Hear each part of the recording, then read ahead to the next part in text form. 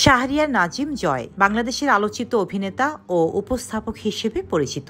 তিনি পূর্বাঞ্চলে জায়গা পেতে 2014 সালে তৎকালীন প্রধানমন্ত্রী শেখ হাসিনাকে মা সম্বোধন করে চিঠি লেখেন।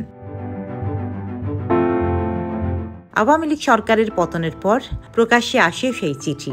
এরপরই বিতর্কের মুখে পড়েন জয়।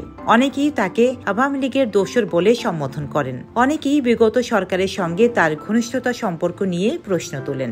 সম্প্রতি এক সাক্ষাৎকারে বিষয়টি নিয়ে মুখ খুললেন এই অভিনেতা। জমি পেতে শেখ হাসিনাকে মা সম্বোধন করার প্রসঙ্গে জিজ্ঞাসা করা হলে অভিনেতা বলেন, আমার জমির প্রয়োজন আছে, তাই ডক্টর ইনুস স্যারকে বাবা ডাকতে হলেও ডাকবো। সাবেক প্রধানমন্ত্রীকে মা বলে জমি চাওয়াতে আমি মোটেও অনুতপ্ত নই। একটা জিনিস পাওয়ার জন্য বাবা, দাদা, মা ডাকা যায়, আর আমি আমার কাজের জন্য ভবিষ্যতেও ডাকবো। তবে হ্যাঁ, আমি তখনও বলেছি, বিগত সরকার যেভাবে স্বৈরাচার হয়ে উঠেছিল আর তাদের পতনের জন্য যত লোক প্রাণ দিয়েছে তাও অনেক সেন্সিটিভ ইস্যু হয়ে গিয়েছে, আর ওই সরকারের প্রধানকে আমি মা বলেছি, সেটার জন্য আমি অনুতপ্ত, যোগ করেন জয়।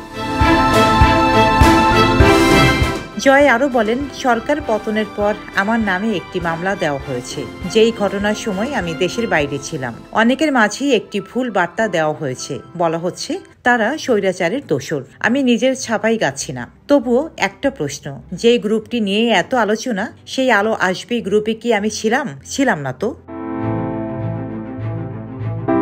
ডেস্ক রিপোর্ট, সাম্প্রতিক দেশকাল।